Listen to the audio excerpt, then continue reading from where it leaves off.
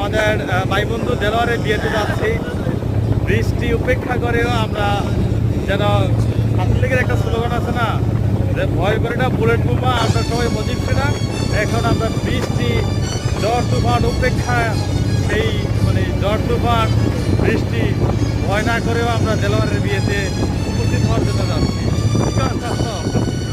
খুবই একটা ভয়াবহ অবস্থা, যে আমরা এমন আছে করতে পারি। আরে আল্লাহ, এত ঢেউ ভিডিওর ভিতরে, কিন্তু ঢেউ এত মানে গিরিয়া ওঠে না, বোঝা যাচ্ছে না, কিন্তু প্রকৃত অর্থে নদীতে প্রচুর ঢেউ।